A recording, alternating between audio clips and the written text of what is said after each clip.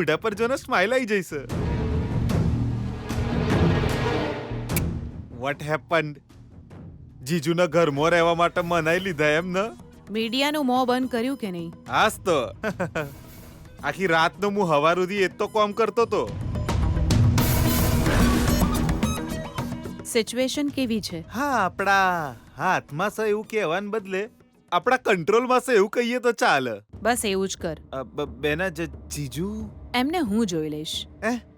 આ 3 દિવસ સુધી તારા જીજાજી ઘરમાંથી બહાર નહીં નીકળે. એ ફોન પણ નહીં ઉપાડે અને ન તો ઘરમાં ટીવી ઓન કરશે. નો વિઝિટર્સ, નો પોલિટિક્સ.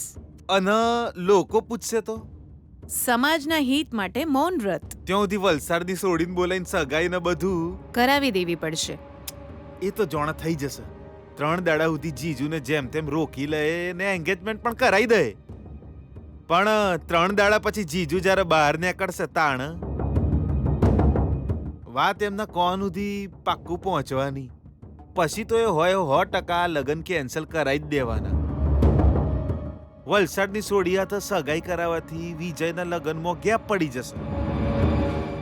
આ ગેપ પડે એમાં ગુરુજીના કહેવા પ્રમાણે ગીતાની એન્ટ્રી થવાના ચાન્સ વધી જાય છે. ચાન્સ જ નથી. કઈ રીતે? હાઉ? સગાઈના દિવસે જ વિજયના હાથે પૂર્ણિમાના ગળામાં મંગળસૂત્ર બંધાવી દઈશ.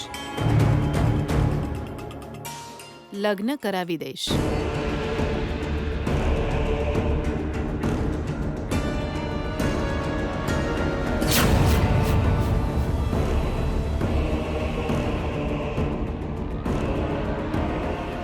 આ હું કહી રહી છે બેના?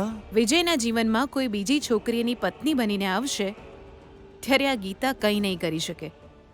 મારું કંઈ નહીં બગાડી શકે.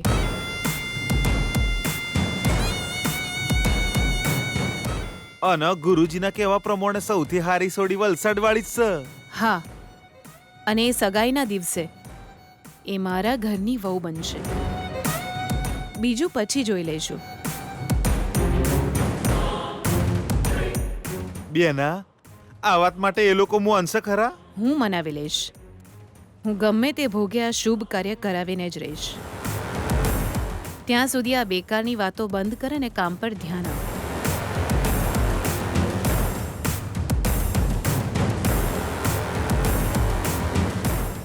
Just weight and C.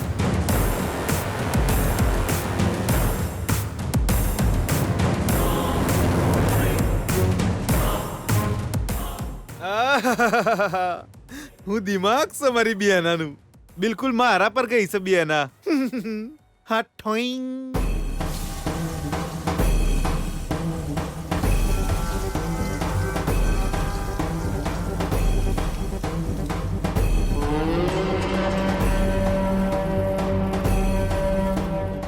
પણ બધું ખોટું થયું. પણ મેં તો કંઈ ખોટું નથી કર્યું. તો શું તારી સાથે જે ખોટું થયું તેને સમાજ સામે ખોટું સાબિત કરી શકીશ? મારી જિંદગી બરબાદ થઈ જશે. બરબાદ તો થઈ જ ગઈ છે બેટા. માં, હું બહુ મોટી મુસીબતમાં છું. અને એ મુશ્કેલીમાં તારી સાથે ફસાઈ છે તારી આબરૂ અને આ આબરૂ. એક સ્ત્રી માટે બહુ મહત્વની છે. અને પેલો વિડિયો, એ વિડિયોમાં તો કંઈ અલગ જ વાત દેખાય છે.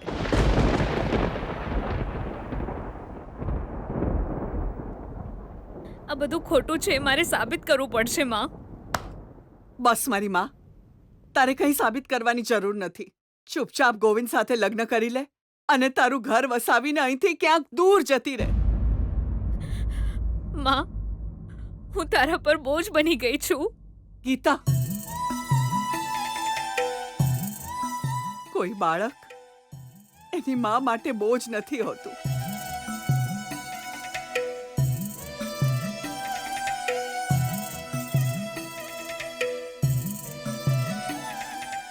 એટલા માટે એ બાળકને 9 મહિના પોતાની કોખમાં રાખીને તેને પોષણ આપીને મોટું કર્યું હોય છે. પણ આ તો સમાજે આપેલા આંસુનો બોજ છે. અરે વિજય બેટા, હું આવી ગયો છું એવું કેવું તો જોઈએ ને. કહ્યું હોત તો તમને અને મમ્માને સિરિયસ વાત કરતી વખતે જોઈ શક્યો હોત.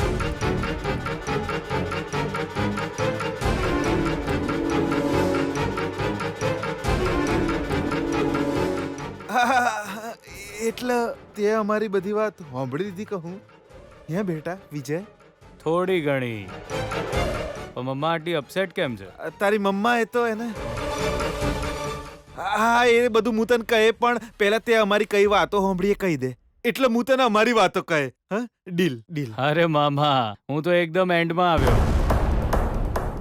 બેકારની વાત કરવાના બદલે તમારું કામ કરો ને, એ જ સાંભળ્યું.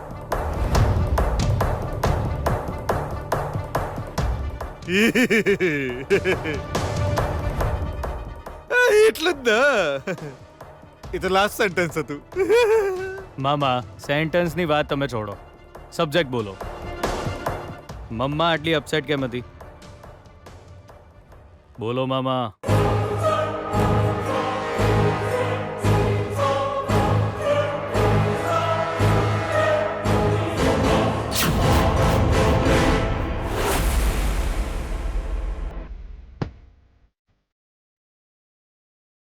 અરે ક્યાં રહી ગયા આજે આ લોકો?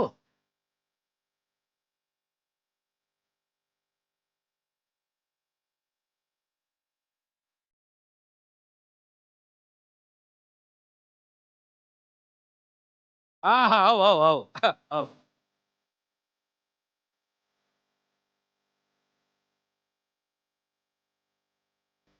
હા નમસ્તે વેવાજી. હા પધારો પધારો આવો આવો આવો.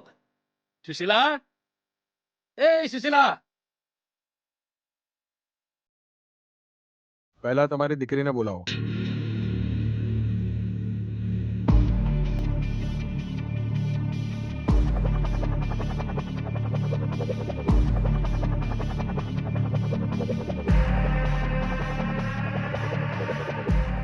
તમારા દીકરાની ઈચ્છા પૂરી કરી રહ્યા છો કે શું?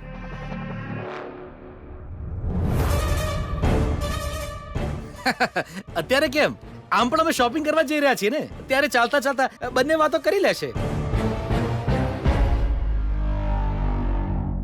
એવું હોય તો આપણે બધા ટેક્સી લઈ લઈએ અને ગીતાને જમાઈ રાજને બાઇક પર આવવા દો પાછળ. કેમ, ઠીક છે ને જમાઈ રાજા? મારે પપ્પાએ શું કહ્યું તમને સંભળાતું નથી? ફાલતુની બકવાસ ન કરશો. ગીતાને બોલાવો.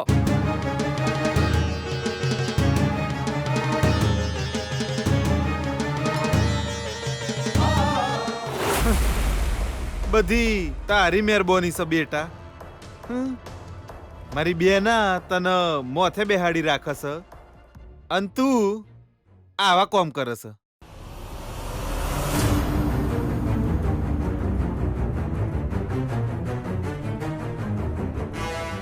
સાવધાન સાવધાન સાવધાન. ઇજ્જતને નીલામ કરવા વાળા, પૈસા લઈ અશ્લીલ કામ કરવા વાળા, આવા લોકોથી થજો સાવધાન સાવધાન. તમારામાંથી જ કોઈ એકની છોકરીની રાસ લીલા કોલેજ જવાના બહાને જુઓ કેવા કામ કરવા જાય છે કોલેજની આ બેસ્ટ સ્ટુડન્ટ. છુપાઈને પૈસા માટે કરે છે શરીરનો સોદો. જુઓ કેવી રીતે પકડાઈ છે આ કેમેરામાં. આ છે એક ચરિત્રહીન છોકરીની સાચી કહાની.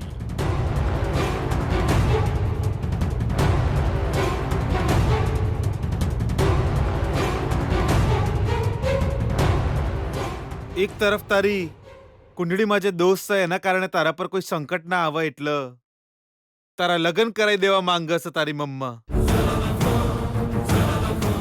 અને આવી સિચ્યુએશનમાં તું ગળામાં નવું ટેન્શન બાંધીને ચમ ફરસ? હું સા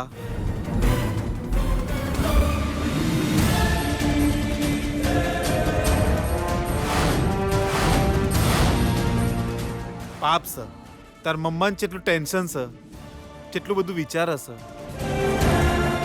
તને ખબર તારી જેટલી ચિંતા છે તાર મમ્માને? તારી ઇજ્જતની તને કોઈ પડી નહીં પણ એની ઇજ્જતનું તો ધ્યાન રાખવું જોઈએ ને વિજય.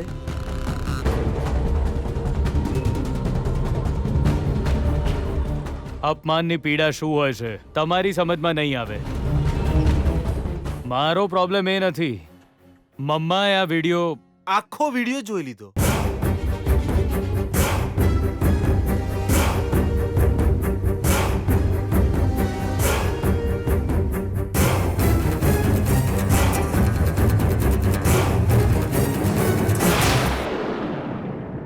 એ વિજય, ચો જાય છે? હું તારી સાથે વાત કરું છું ને.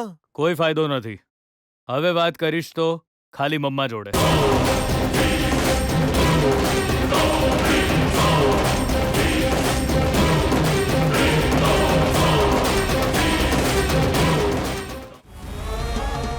અરે શું થયું બેટા? તમે આટલી બૂમો કેમ પાડો છો?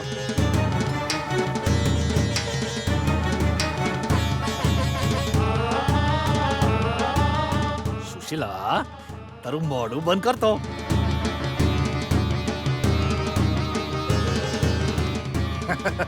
આપણા જમાઈ છે, ગમે તે રીતે વાત કરી શકે. જા, જલ્દીથી ગીતાને લઈને આવ.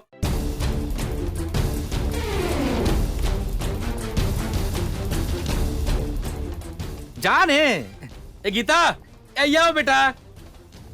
પણ વેવાઈજી, તમે પહેલા શાંતિથી કોફી પી લો. અમને પણ થોડીક તમારી સેવા કરવાની તક તો આપો. અમે પણ અહીં તમારી સેવા કરવા જ આવ્યા છીએ.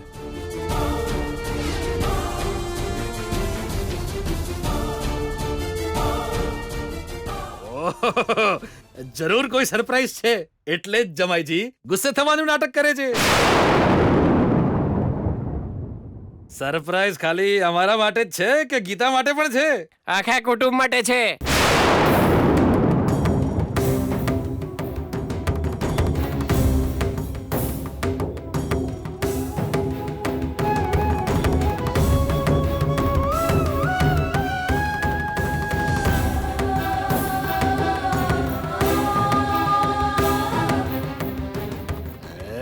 એ તો હસીને બોલો ને જમાઈજી.